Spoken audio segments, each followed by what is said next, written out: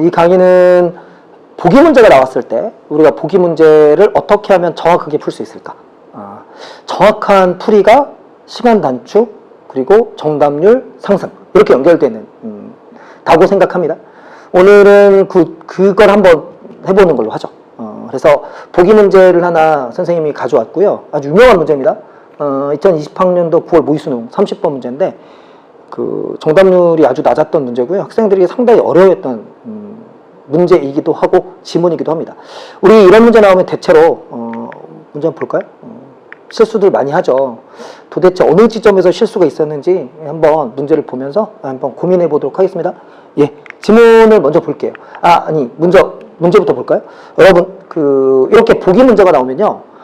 보통 잘 못 푸는 학생들은, 보기를 요즘 이렇게 그냥 쭉 읽죠. 대충 쭉 읽어요. 보기를 쭉 대충 읽은 다음에 빨리 선택지로 갑니다.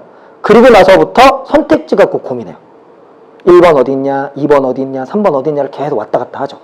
그런데 여러분 생각해 보세요. 이미 지금 이렇게 가는 학생들은 대부분 지문을 정확하게 읽지 못했던 학생들이에요. 그러다 보니 이 보기를 어떻게 처리해야 될지에 대한 갈피, 방향도 잡지 못한 상태입니다. 그런 상태에서, 즉 절대적으로 정보가 부족한 상황에서 선택지를 파악한다는 게 과연 의미 있는 행위일까요? 한번 돌이켜 생각해 보세요. 정말 의미 없는 행위 같죠. 그런 행위들을 여러분들이 그동안 계속 했던 겁니다. 그래서 오늘 선생님하고 그 부분에 대한 좀 고민을 같이 해봤으면 좋겠고요. 다음에 이런 유형의 문제가 나오면 같은 메커니즘으로 문제를 좀 풀었으면 좋겠다. 이런 말씀을 드리겠습니다. 자, 30번 문제 먼저 보시면 요거 이렇게 해서 보기 문제가 나오잖아요. 그러면 우선 보기 판단을 하셔야 돼요. 먼저 보기에 내가 어떻게 접근할지부터 먼저 파악하셔야 되는데 보기 판단 첫 번째. 오늘은 이게 적용 문제인데요. 우선 이게 적용이냐. 그 다음에 두 번째, 또는 지문의 연장이냐. 지문의 연장이란 판단이 들면 이건 말 그대로 지문의 논리를 그대로 연결해서 그 다음에 나올 얘기가 무엇인지를 파악하셔야 돼요. 그러니까 조금 더 글을 좀 이렇게 면밀하게 보셔야겠죠. 그 다음에 세 번째는 이거는 그렇게 어렵진 않은데 비교대조. 이런 겁니다. 보통 우리가 많이 보는 문제들은 이 문제죠. 지금 선생님이 오늘 가져온 이 샘플 문제도 적용 문제입니다. 그러니까 적용 문제가 나오면 기본적으로 진짜 적용하셔야 돼요. 그러니까 진짜 적용한다는 건 무슨 얘기냐? 보기를 보면서 정보를 끊임없이 대응시켜야 됩니다. 그래서 이 유형의 포인트는 정보 대응이에요.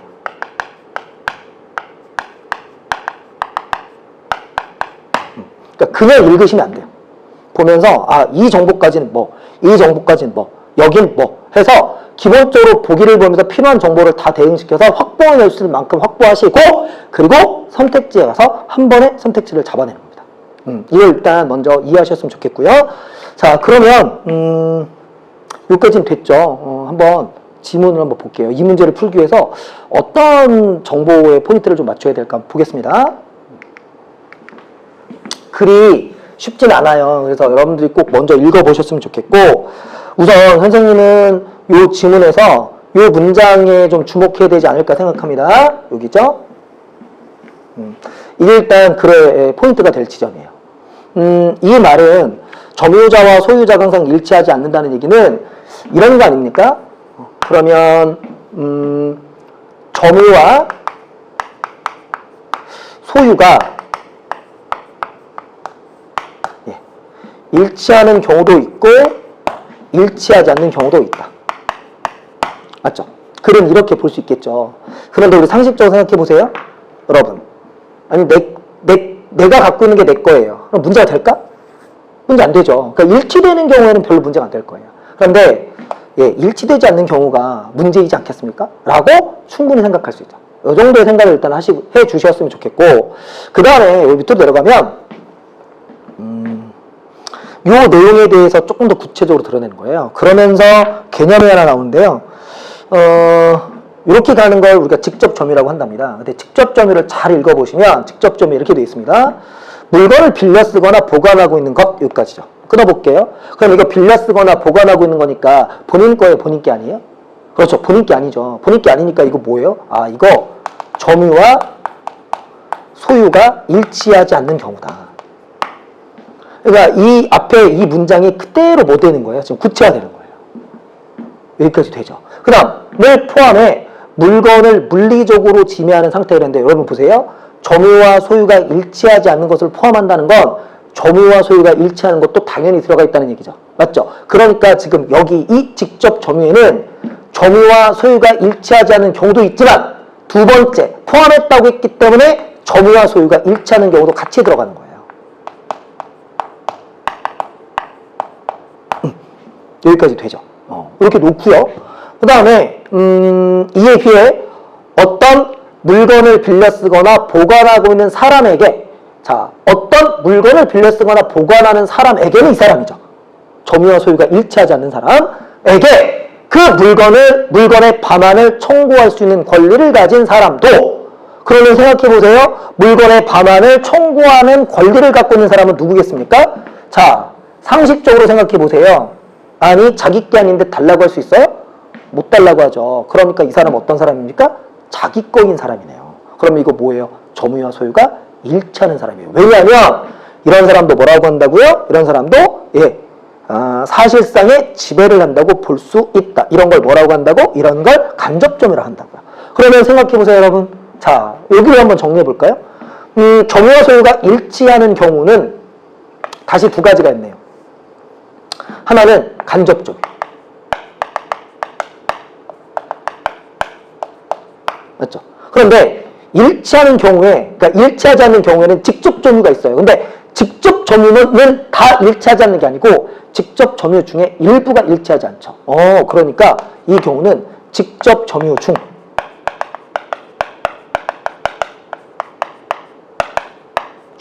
물건을 빌리거나 보관하고 있는 것.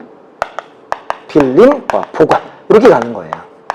이렇게 해서 정보의 설명 대상을 잘 쪼개주시면 돼요. 그럼 여기는 뭡니까? 직접 점유 중에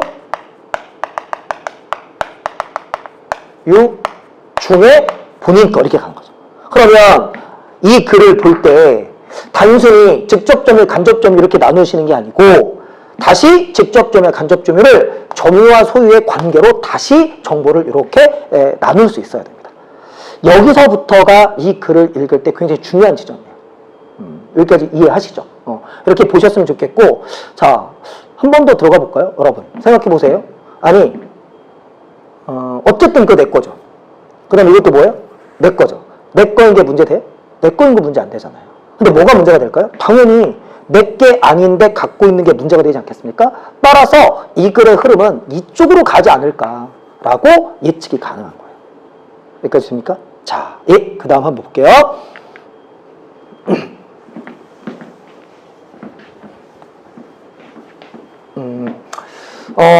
그 다음 단락에서는 그 점유의 기능에 대한 설명입니다. 이건 따로 선생님이 따로 보지 않을게요. 여기까지는 여러분들 읽었다고 생각하고, 그 다음에 이 아래쪽을 한번 보죠. 이 아래쪽을 보시면, 요 개념이 나옵니다. 물건의 소유권 양도예요. 자, 이 개념이 왜 중요하냐면, 일단 요 위까지는 점유와 소유의 관계를 얘기하다가, 지금 여기서부터 글의 화제 흐름을 바꿨죠. 이제 소유권 양도로 넘어왔어요. 소유권을 양도한다는 얘기는 뭐냐면 내가 갖고 있는 소유권을 다른 사람에게 넘긴다는 거죠. 자, 그러면 이쪽 개념하고 다시 연결을 시켜보세요. 내 걸 내가 넘기는 건 문제가 될까요? 안 될까요? 안 되죠. 그런데 이 글의 앞에서 화제로 분명히 이 얘기를 했단 말이죠. 그럼 이 얘기를 했다는 건 지금 저 양도와 관련해서 이 경우도 뭐 할 거다? 다룰 거다라는 거예요. 이 생각을 갖고 그 뒤를 읽어주시면 됩니다. 따라서 사실은 선생님은 이 지점, 이 물건의 소유권이 양도되는 경우에 소유자가 양도인이 되는 경우 있잖아요. 네, 이건 내 걸 내가 넘기는 거잖아요. 그럼 이 경우는 뭐가 되는 겁니까? 소유와 점유가 일치하는 거다. 그런데 소유와 점유가 일치하는 경우가 몇 가지가 있었죠? 두 가지가 있었죠? 뭐하고 뭐가 있었습니까? 직접 점유하는 경우가 있었고, 그 다음 간접 점유하는 경우가 있었어요. 그래서 이 소유와 점유가 일치하는 경우에 양도, 소유권 양도와 관련해서는 다시 몇 가지로 나눠서 봐야 됩니까? 두 가지로 나눠서 보시면 돼요. 여기까지는 크게 고민할 만한 게 없어요. 그래서 뒤에 소유권 양도 계약과 관련된 절차를 쭉 확인하시면 됩니다. 절차는 여러분들이 확인하셔도 충분할 것 같아요. 여기 첫 번째 유효한 양도 계약을 하고, 그 다음 이에 더하여 두 번째겠죠? 소유권 양도를 공시해야 한다. 소유권 양도 공시. 그런데 이미 앞에서 얘기했죠? 여기 공시 개념 여기 있습니다. 점유라고 하는 것이 공시의 개념하고도 연결되어 있다고 했기 때문에 소유권 양도를 공시할 때는 그 점유를 양도하는 걸 해줘야 된다는 거예요. 그게 바로 점유로 소유권이 공시되는 동산의 소유권 양도는 점유를 넘겨주는 점유인도로 공시된다. 점유인도 해주면 된다고요. 그럼 이게 뭐예요? 이게 2번입니다. 이렇게. 그럼 정리하면 물건의 소유권 양도 계약인 경우에 소유자가 양도인 경우에는 두 가지의 요건, 하나는 유효한 양도 계약을 맺는 거고, 두 번째는 소유권 양도를 점유인도로 공시하면 된다. 이렇게 갑니다. 여기까지 되죠. 별로 어려운 게 아니고요. 여기까지는 절차기 때문에 절차는 절차대로 진행하시면 되겠습니다. 자, 그런데 여기 있죠? 간접점유요. 그래서 얘기한 거예요. 간접점유. 간접점유를 하며 소유권 이전이 공시되는 경우로서 점유계정과 반환 청구권 양도가 있다. 간접점유의 경우에는 이 공시 방법 두 가지. 점유계정과 반환 청구권 양도가 있어요. 점유계정이라고 하는 건 점유 상태를 바꿔주는 것이고요. 그 다음에 반환 청구권 양도는 애초에 반환 청구권을 갖고 있죠. 그걸 제3자에게 넘겨준다는 얘기입니다. 그렇게 이해하시면 될 것 같아요. 자, 여기까지는 소유자가 양도인이 되는 경우니까 별로 그렇게 중요하지 않습니다. 여러분들이 읽으시면 될 것 같아요. 자, 그런데 중요한 건 이거죠. 내게 아닌 경우가 어떻게 될 것이냐. 그래서 그 다음 달로 가볼게요. 그 다음 달라.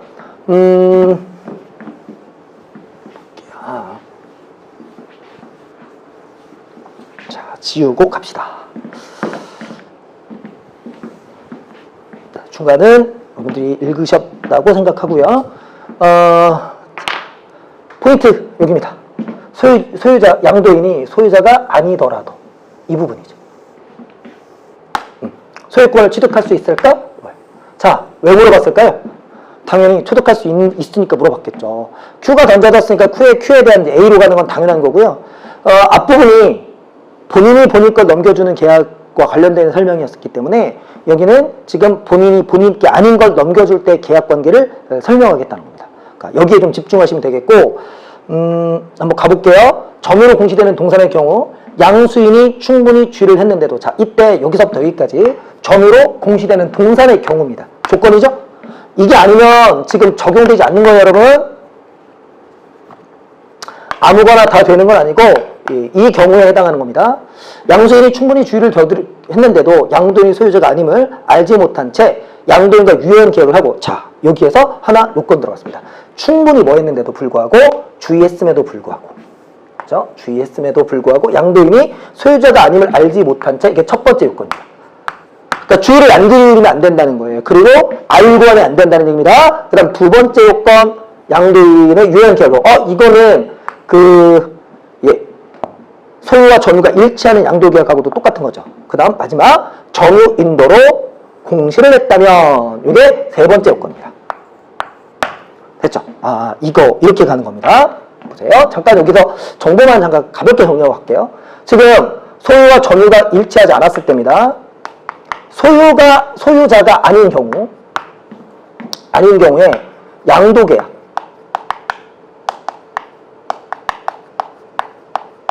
여기에 가는 거죠. 이 경우에 첫 번째 요건, 두 번째 요건, 그리고 세 번째 요건이 있는 거예요.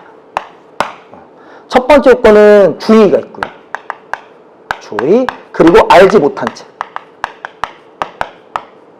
그 다음에 두 번째는 유효한 계약을 하면 됩니다. 여기까지는 유효한 계약은 동일한 거예요. 그다음 마지막으로 세 번째가 점유인도로 공시하는 경우입니다.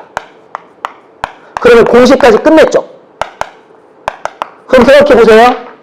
자, 계약했죠? 유효한 계약했고요. 공시까지 했어요. 그리고 여기까지 했죠. 그러면 조건을 뭐 한 겁니까? 다 만족한 거예요. 따라서 조건을 만족했기 때문에 뭐 하게 된다? 소유권을 취득한다. 결론이죠. 그때 이렇게 소유권이 취득되는 걸 뭐라고 합니까? 선의취득이라고 하는 거예요. 그래서 선의취득 이퀄 소유권 취득 이렇게 가는 거죠. 그래서 유효한 소유자가 아님에도 불구하고 양도계약을 하면 이 조건을 만족하면 뭐 할 수 있다? 소유권이 넘어간다. 그래서 선의취득 이렇게 가는 겁니다. 그런데 이 선의취득 중에 다만 간접 점유에 의한 인도 방법 중 점유 계정으로는 선의취득을 하지 못한다. 잠깐만요, 여러분. 아니, 우리 앞에서 뭐라고 했냐면 간접 점유에 인도 방법 공시할 때 인도 방법이 두 가지가 있었죠. 하나는 점유 계정하고 또 뭐가 있었어요? 반환청권 양도가 있었죠. 그런데 여기서 뭐라고 했습니까? 점유 계정으로는 선의취득을 하지 못한다 그랬죠. 그러면 선의취득에 다시 두 가지가 있네요. 뭐하고 뭐? 점유 계정으로는 못한다. 그럼 이 얘기는 다른 말로 바꾸면 반환 청구권 양도는 뭐 할 수 있다? 할 수 있다. 네. 이렇게 하는 거예요. 자, 선의취득이 안 되는 경우, 되는 경우 서로 뭐 했습니까? 대조해버렸죠? 따라서 문제 포인트도 이렇게 나올 수밖에 없어요. 이해하시겠죠? 여기까지 읽어주시면 돼요. 결국 그래서 이 글의 포인트는 뭐였느냐? 결국 이거잖아요. 우리가 처음에도 얘기했지만 소유와 점유가 일치할 때도 있지만 안 할 수도 있다. 그럼 소유와 점유가 일치하지 않는 경우에 양도계약을 하면 어떻게 되느냐에 대한 얘기를 해준 겁니다. 그리고 다 되는데 점유 계정인 경우에는 가능하지 않다라는 얘기이기 때문에 선의취득이 되는 경우와 되지 않는 경우를 나눠서 정보를 파악하시면 돼요. 자, 여기까지 글을 쭉 끌고 와서 읽으셨으면 문제를 풀어야겠죠. 자, 문제 보겠습니다. 자, 보기 사례 적용 문제고요. 사례 적용이니까 이제 케이스에 맞춰서 대응시키면서 한번 가보도록 할게요. 갑과 을이 끼고 있던 금반지죠? 금반지 보는 순간 뭡니까? 이거 점유로 공시 가능한 동산입니다. 따라서 어디에 들어가는 거예요? 지금 이 글에 소유권 양도계약에 들어가는 겁니다. 그 다음 소유권을 을에게 양도하기로 하는 유효한 계약을 했다. 유효한 계약을 했죠? 여기까지 문제 없네요. 조건 다 갖췄습니다. 갑과 을은 갑이 이 금반지를 보관하다가 을이 요구할 때 넘겨주기로 합의했다. 요거 보는 순간 여러분 요거 보고 뭐라고 정보 대응시켜야 돼요? 이거 점유 계정이구나. 그러면 점유 계정을 보는 순간 사실은 이 문제는 끝난 거예요. 점유 계정을 묻는 순간 나올 수 있는 거 뭐밖에 없어요? 이거밖에 없잖아요. 맞죠? 그래서 선의취득 되냐 안 되냐 이거밖에 안 되는 거예요. 근데 선의취득의 또 다른 표현이 뭐였습니까? 소유권 양도 되냐 안 되냐 이거잖아요. 따라서 점유 계정인 경우에는 뭐 할 수 없다? 소유권 양도가 안 된다. 이렇게 해서 답이 나올 수밖에 없습니다. 여기까지 되죠. 이렇게 읽어주시면 되고 한번 해볼게요. 문제 선택지 보겠습니다. 3번 선택지 볼게요. 자, 가장 많은 선택지로 3번을 골랐고요. 정답 3번이고요. 가장 많은 선택지로 4번, 5번을 골랐습니다. 3번 보시면 갑이 금반지 소유자가 아니었더라도 이거 보는 순간 뭐라고 해야 돼요? 소유가 아니다 이렇게 가는 거죠. 그럼 소유가 아니면 어디로 들어가는 겁니까? 여기로 들어가는 거죠. 그러면 점유 계정이니까 보기가 따라서 이렇게밖에 나올 수가 없다. 병은 을로부터 을이 가진 소유권을 양도받아 그랬는데 여러분 주의하셔야 돼요. 을이 가진 소유권 그랬는데 을은 소유권을 가질 수 있어요 없어요? 없죠. 왜? 이거 지금 이 경우잖아요. 을은 애초에 뭐를 받을 수 없어요? 소유권을 받을 수가 없다고요. 왜냐하면 소유권이 없는 사람과 계약을 했기 때문에. 점유 계정으로는 소유권이 넘어가지 않는다고 했잖아요. 그럼 점유 계정으로 소유권이 넘어가지 않으니까 을은 애초부터 소유권을 받은 적이 없습니다. 따라서 을이 가진 소유권이 뭐였다? 틀렸다. 이렇게 간 거예요. 네, 점유 계정은 선의취득할 수 없다에 의해서 을은 소유권을 가진 적이 없습니다. 소유권을 가진 적이 없는 사람이 소유권을 넘겨줄 수는 없죠. 그래서 답은 3번 이렇게 가는 거예요. 됐죠? 반면에 좀 많은 오답을 골랐던 게 4번인데요, 여러분. 4번 보세요. 갑이 금반지 소유자가 아니었더라도 을은 반환청권 양도로 반환청권 양도 눈에 보이죠? 뭐가 가능하다? 선의취득이 가능하다. 이렇게 가는 거예요. 얘는 선의취득이 가능하다. 따라서 병에게 점유인다운 것으로 간주된다. 맞죠? 그래서 4번은 적절한 선택지입니다. 됐나요? 보세요. 보기 문제 당시 학생들이 굉장히 많이 틀렸었습니다. 왜냐하면 일단 어떤 정보를 대응시켜야 될지 모르는 거예요. 그리고 보기가 나오면 습관적으로 그냥 쓱 보고 선택지로 내려가는 습관이기 때문에 보기에 어떤 게 정보로 어떻게 풀어가야 될지의 갈피를 못 잡으면 결국은 뭐 왔다 갔다 하다가 시간만 보내고 문제까지 틀리는 이 이중적인 손해를 보게 돼요. 그래서 정확한 독해가 역시 문제도 정확하게 풀 수 있는 바탕이 된다. 절대 잊으시면 안 되겠고요. 보기 문제가 나왔을 때 적용 문제는 반드시 개념을 대입시키시면서 문제를 풀 수 있도록 접근하는 게 중요하다. 이렇게 말씀드리도록 하겠습니다. 예, 일단 오늘은 여기서 마무리를 하죠.